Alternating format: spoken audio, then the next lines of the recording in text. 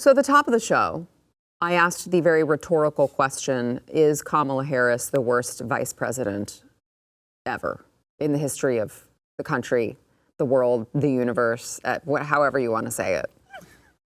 The obvious answer is yes. I realize that. So I mean, I wasn't necessarily needing you to answer that for me, but instead I did want to show you guys some of her interview that she had over the weekend with CBS News, where she was, to the mainstream media's credit where credit is due. It's not a lot of credit, but I'll give them a little credit, that they did ask some questions that you probably would not have expected coming from a mainstream outlet like CBS News. But I want to start with, we were just talking about the border.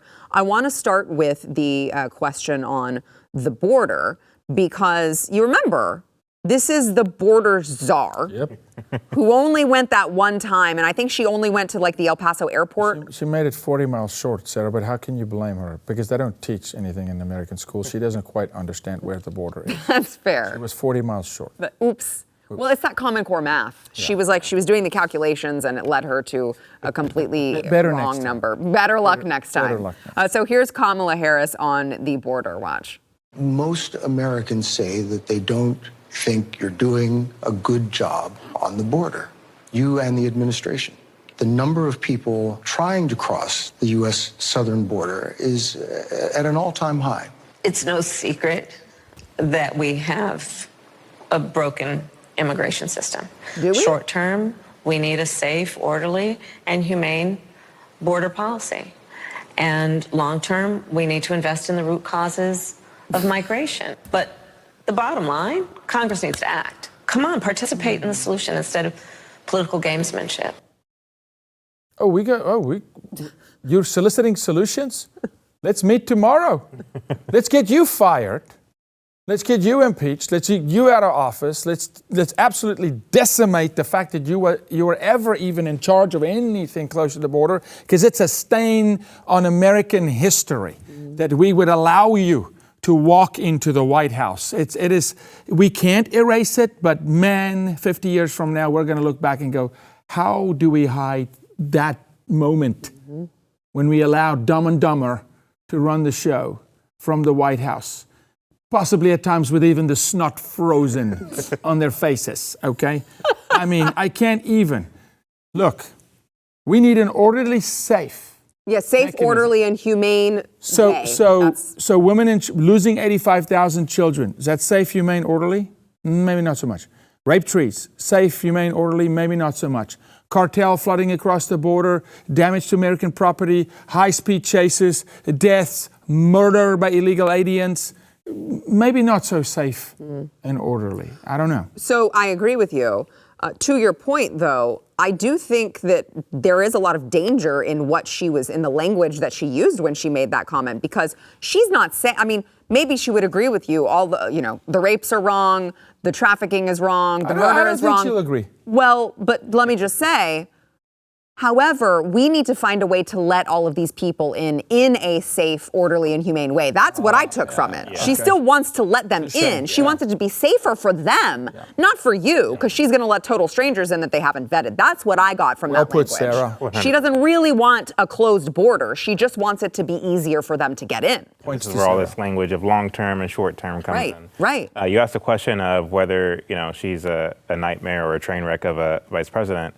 And the answer is obviously yes, but it's weird because that's a very hard thing to do. Yeah. If you look at the vice presidency, that role, dating as far back as George Washington, who had John Adams as his vice president, like that position has been, for the most part, ignored by the president. Like they have this kind of ceremonial position that you take the place of the president if the president falls. But what she's doing, it's very difficult to do, but yet here she is doing it, just being a nightmare, a train wreck of a vice president. You remember when Joe Biden was vice president? You never knew where he was. Exactly. You didn't hear of him. He was always flying to some country. Barack was hiding him. Same thing with Pence.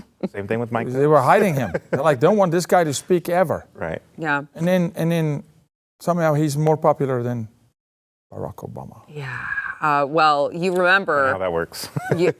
81 million people.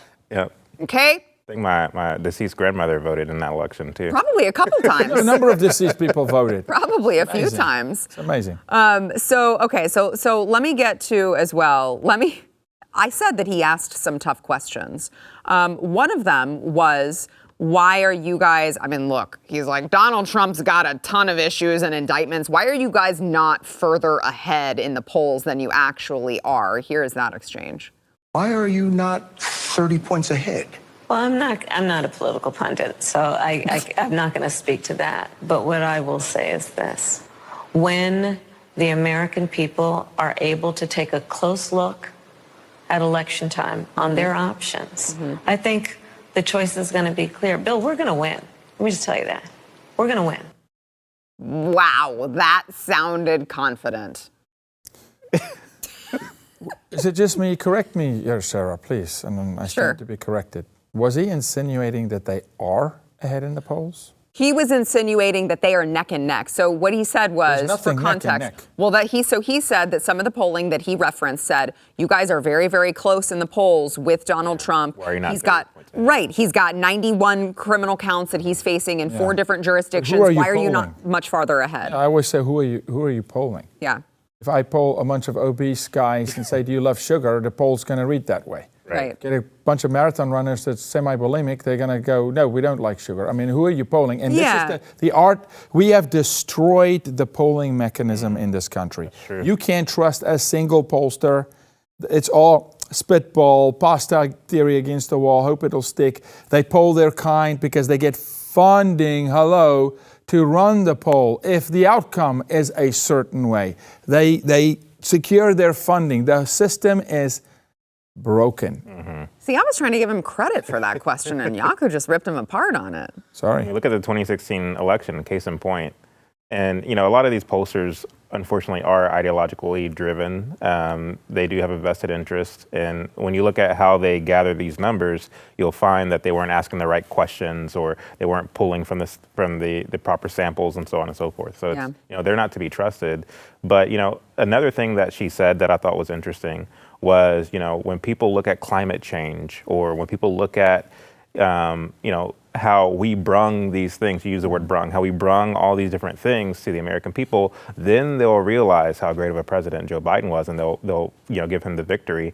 And, that's completely, she might be onto something. Once again, I hate to keep bringing it back to this, but our school system is basically preparing our kids, hey, climate change is this big, looming issue that we need to have the right politicians in place if we're going to face it head on. And she uses climate change as one of the big,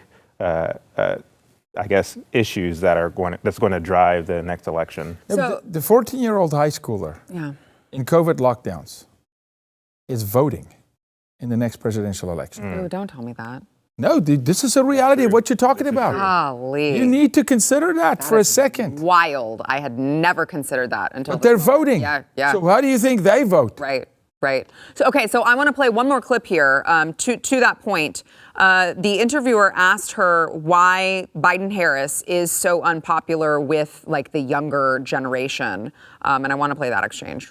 A recent CBS poll found that at the beginning of President Biden's term, 70% of young people under 30, said he was doing a good job. Now it's less than 50%. Why is that? Right. What's going on? If you poll how young people feel about the climate and it the is. warming of our planet, it polls as one of their top concerns. When we talk about what we are doing with guys are student tricking loan them. debt, polls very high. The challenge that They're we buying have their as an vote. administration is we got to let people know who brung it to them. That's our challenge. But it is not that the work we are doing is not very, very popular with a lot of people. Brung it. Who brung it to them? But don't worry, she's a lawyer that prosecuted her own people, threw them in jail. Well, hold on. Okay, so you guys bring up an interesting point with the brung. I fully believe she knows what the correct verbiage is. She's just choosing to sound like that. Good point. To resonate with the youth, right? Yeah. That's what I believe. That's actually a very good point. I didn't consider that. disingenuine is Yes. the flavor of the day. Yes, with Kamala, with cackling Kamala, absolutely. If you like that clip, there is plenty more where that came from. Click the link in the description below to subscribe to the News and Why It Matters YouTube channel to watch the full episode.